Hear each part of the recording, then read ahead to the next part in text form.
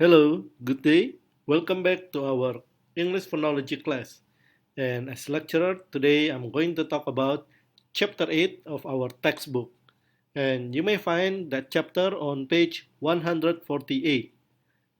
Di pertemuan kita di episode kali ini, kita akan membahas bab 8 tentang stres pada silabel.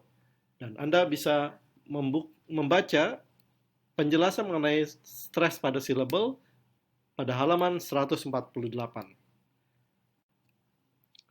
Stres. Stres dalam pengertian fonologi bukanlah stres dalam pengertian psikologi. Jadi stres dalam kamus berarti penekanan. Dalam fonologi, stres adalah ritme atau irama dalam sebuah bahasa. Stres dapat terjadi pada kata, bagian dari sebuah kata, atau pada satu kata dari sekelompok kata. Dalam pengertian ini, pada kalimat. Nah, stres dalam fonologi bisa berbentuk loudness, keras kecilnya suara, pitch, tinggi rendahnya suara, length atau syllable, dan bisa juga kombinasi dari ketiganya. Kalau kita berbicara, jika kita perhatikan baik-baik, kita ataupun lawan bicara kita selalu berbicara dengan intonasi. Pada saat orang sedih, mereka berbicara dengan suara pelan, yang volume suaranya kecil, tetapi orang yang sedang gembira berbicara dengan penuh semangat, suaranya keras dan melengking, pitch. Jadi itu yang disebut sebagai stres. Kita akan lihat contoh-contoh berikut ini. Di sini terdapat beberapa kalimat yang beberapa katanya memiliki mendapatkan penebalan. Nah, kata yang ditebalkan adalah kata yang akan mendapatkan stres. Saya akan tirukan. What happened? What happened? You're kidding, right? You're kidding, right? That's impossible. Yesterday, I went camping at Mount Salak. Yesterday, I went camping at Mount Salak. Nah, pada kata-kata yang mendapatkan penebalan, saya memberikan stres dengan sengaja. Karena saya hendak menunjukkan kepada Anda bahwa stres pada kalimat dapat mempengaruhi makna atau feeling dari sebuah kalimat. Jadi, what happened? What happened? Penekanan pada kata happen menunjukkan saya ingin tahu yang telah terjadi. Jadi bukan apa, tapi yang telah terjadi. You're kidding, right? Nah, kata right di sini mengalami intonasi yang tinggi, pitch-nya tinggi, right? Karena saya ingin mengetahui apakah hal itu benar atau tidak. That's impossible. That's impossible. Kata impossible mendapatkan penekanan karena saya ingin mengatakan sesuatu itu tidak mungkin. Atau contoh berikutnya, yesterday I went camping at Mount Salak. Ada dua kata yang mendapatkan penekanan, yesterday dan Salak. Kata yesterday ditekankan karena saya hendak bicara tentang apa yang terjadi atau apa yang saya lakukan kemarin. Jadi kata yesterday sengaja ditekankan sebab saya ingin menunjukkan sesuatu yang saya kerjakan kemarin. Dan Salak untuk mendapatkan penekanan karena saya hendak memberitahu di mana saya camping. Tapi pada kalimat berikutnya saya mengatakan, yesterday I went camping at Mount Salak. Kata camping mendapatkan penekanan, bukan yesterday, karena saya hendak memberi penekanan tentang apa yang saya lakukan. Jadi bukan kapan, tetapi apa. Itu sebabnya camping mendapatkan penekanan. Yesterday, I went camping at Mount Salak. Nah, stres dalam kalimat adalah sesuatu yang sifatnya subjektif. Tidak ada rumusan baku untuk stres. Dan ini bervariasi dalam satu bahasa dan bahasa lainnya. Jadi bahasa Inggris memiliki irama stres yang berbeda dari bahasa Indonesia. Bahasa Indonesia memiliki irama stres yang berbeda dari bahasa Melayu. Bahasa Melayu memiliki irama stres yang berbeda dari bahasa Jepang. Jika Anda sering menonton film-film asing, film Hollywood, film India, Anda bisa melihat irama bicara orang-orang dari berbagai macam bahasa memang berbeda-beda. Atau saat Anda berbicara dengan, atau Anda ketika Anda mendengar orang lain berbicara dalam bahasa daerahnya masing-masing. Cara orang Ambon berbicara, stresnya berbeda dari cara orang Batak berbicara. Stres dalam bahasa Batak tidak sama dengan stres dalam bahasa Betawi. Stres dalam bahasa Betawi juga tidak sama dengan bahasa Jawa. Begitu pula stres dalam bahasa Jawa berbeda dari stres dalam bahasa Sunda. Jadi, tidak ada aturan baku mengenai stres untuk seluruh bahasa. Jadi, setiap bahasa memiliki bentuk stresnya masing-masing. Terkait dalam bahasa Inggris, there is no fixed rule. Tidak ada aturan baku dalam pola stres di dalam bahasa Inggris. Satu-satunya hal yang bisa mengatur penutur dalam menggunakan bahasa Inggris adalah standar pengucapan, pronunciation. Dalam hal ini, ada 3 jenis secara umum, British English, American English, dan Australian English. Secara umum, ini 3 pronunciation paling mayor. Ada Singapore English, Indonesian English, dan variasi English yang lainnya. Bahkan Ireland English, Scottish English berbeda. Namun yang paling umum adalah British English, American English, Australian English. Kemudian ada formalitas situasi. Formalitas situasi berarti apakah seorang penutur sedang berada dalam kondisi formal atau informal.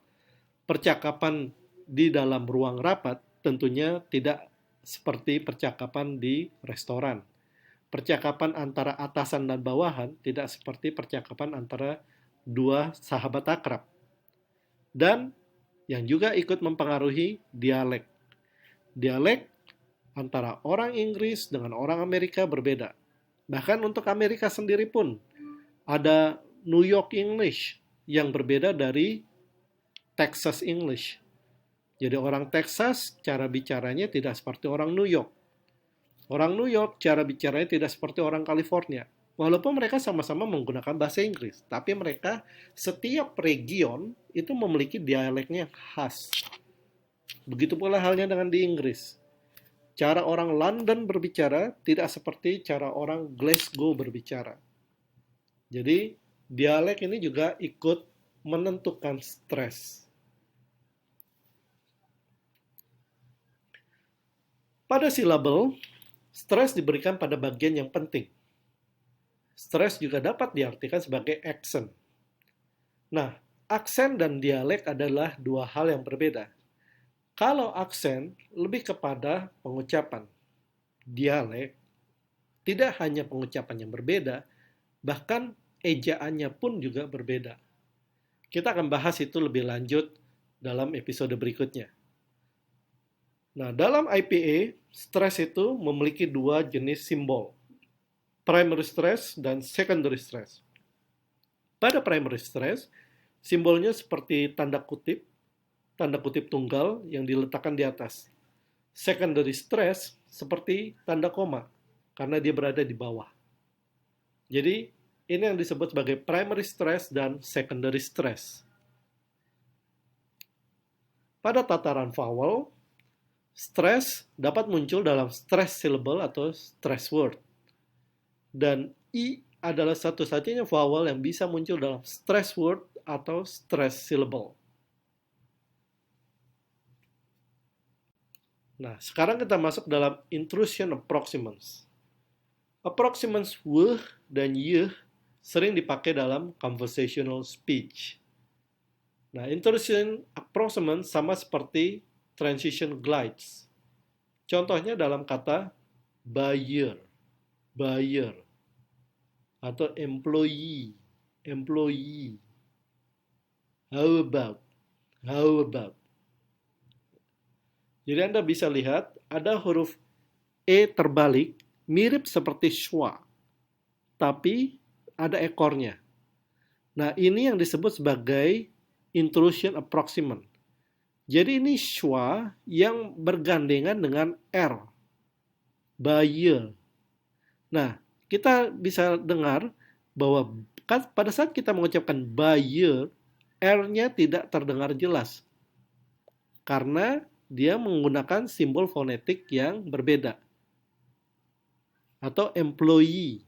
Nah, I-nya harusnya I panjang, tapi mengalami dia terdapat tanda strip di tengah-tengah. Nah, I panjang yang menjadi pendek, employee. Kemudian ada how about. How about. Jadi kata how about disambung seolah-olah itu menjadi satu kata, padahal itu dua kata. Ya, jadi ini yang disebut sebagai intrusion approximants atau bunyi transisi yang menyambungkan beberapa silabel sehingga seolah-olah menjadi satu.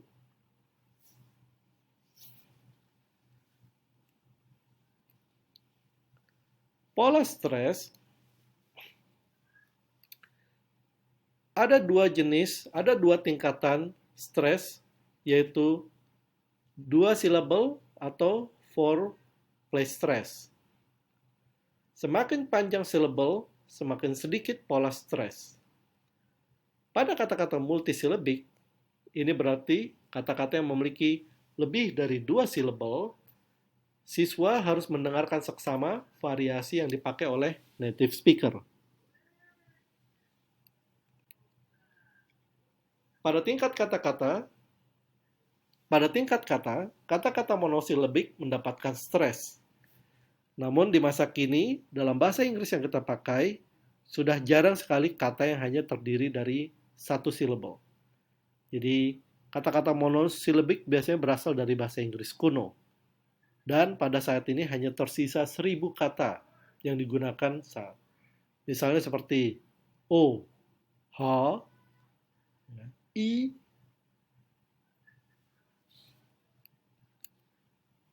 Pada tataran bisilabik atau dua silabel, terdapat beberapa jenis pola stres.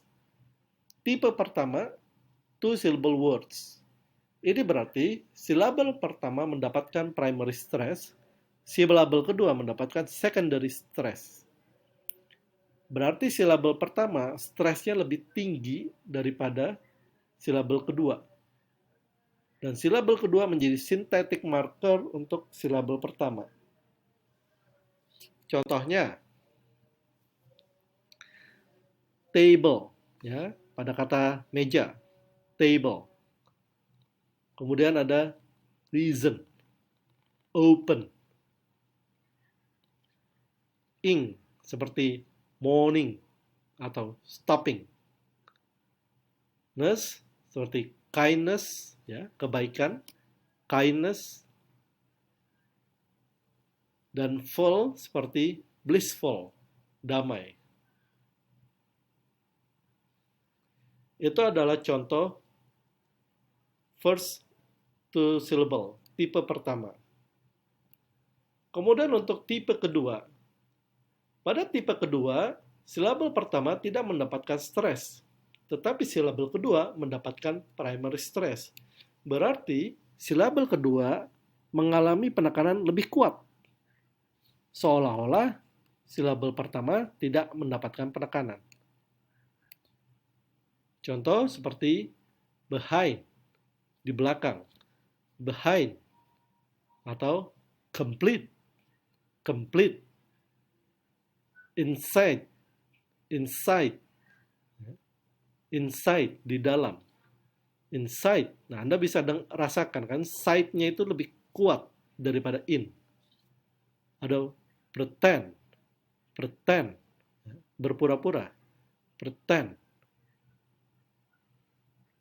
Today, ya, hari ini, today, day-nya lebih kuat daripada the.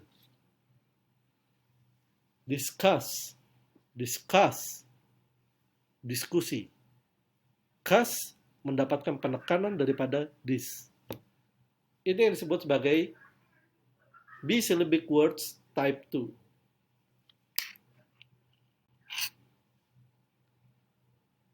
Satu lagi, type 3 bisyllabic words. Satu syllable mendapatkan primary stress, syllable lainnya mendapatkan secondary stress. Tapi ini berarti bukan syllable pertama yang primary, bukan pula syllable kedua yang secondary. Pada type 3 adalah alternatif. Jadi, syllable pertama mendapatkan primary, tapi ada alternatif, syllable pertama mendapatkan secondary stress. Nah, ini mungkin agak membingungkan, jadi saya akan tunjukkan contohnya. Pada kata kuning, yellow, yellow. Ada dua cara pengucapan. Yellow, y-nya yang ditekankan. Tapi bisa juga yellow, yellow, yellow. Atau value, seperti nilai. Value, value. Syllable pertama mendapatkan penekanan. Tapi ada alternatif kedua. Value, value. Follow, ya, mengikuti. Follow. Fa-nya ditekankan. Pada alternatif kedua, follow, follow, follow. Low-nya yang kuat. Nah, ini yang unik dari bisyllabic words type 3. Jadi, tidak ada aturan definitif. Syllable mana yang mendapatkan primary atau secondary stress. Ini semuanya lebih banyak ditentukan oleh kamus atau cara native speaker mengucapkan kata-kata tersebut. Dan yang terakhir dari bisyllabic words adalah type 4. Nah, pada kata type 4, semua syllable mendapatkan primary stress. Jadi tidak ada secondary stress. Semuanya primary stress. Baseball, baseball, baseball. Seperti olahraga kasti, ya, softball. Nah, ini baseball. Kemudian ada hot dog, hot dog. Jadi hot tekanannya kuat, dog tekanannya juga kuat. Hot dog. Atau hard disk, hard disk. Laptop, laptop, ya, laptop komputer, laptop. Nah, ini yang disebut sebagai type 4 bisyllabic words. Kedua silabel mendapatkan primary stress, tidak ada secondary. Ada juga kata-kata multisyllable, berarti memiliki lebih dari dua syllable. Nah, untuk yang satu ini, bentuk stresnya sifatnya relatif. Jadi, tergantung pada individual pronunciation. Si A, si B, si C memiliki cara yang berbeda-beda dalam memberikan penekanan pada multisyllable words. Jadi, tidak ada aturan baku. Nah, apabila kita ingin tahu bagaimana cara memberikan stres yang tepat, ada dua cara. Pertama, Anda menggunakan kamus sebagai acuan, entah itu Oxford, Cambridge, atau Merriam-Webster. Juga Anda bisa melihat dan menyimak cara native speaker dalam mengucapkan kata-kata multisyllable. Nah, jadi kunci penguasanya ada pada menyimak dan latihan. Sebagai acuan, dalam buku diberikan beberapa panduan mengenai stres. Jadi untuk kata-kata multisyllable, kata-kata yang berakhiran et, ety, ik, ya, iv, ev, dan seterusnya mendapatkan stres pada syllable yang muncul sebelum suffix. Silahkan Anda buka kamus dan cari kata-kata tersebut yang memiliki akhiran seperti yang ada di bab 8. Begitu pula halnya dengan kata-kata yang berakhiran ate, os, and c, mendapatkan primary stress pada dua syllable yang terakhir. Dan kata-kata berakhiran ate, ear, osis, mendapatkan primary stress pada dua syllable yang terakhir. Ya, itu penjelasan saya mengenai syllable stress. Silakan Anda baca kembali buku dan tonton video yang sudah saya buat. Dan tonton juga video penjelasan dari Rachel English yang ada di dalam blog kelas yang telah saya persiapkan. Rachel English memberikan banyak sekali contoh-contoh dan penjelasan mengenai two-syllable stress, three-syllable stress, serta multi-syllable stress. Namun Anda harus ingat bahwa Rachel English memberikan penjelasan tentang American English.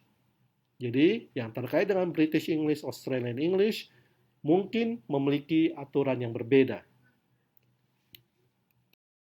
Terima kasih atas perhatiannya. Sampai berjumpa dalam episode berikutnya.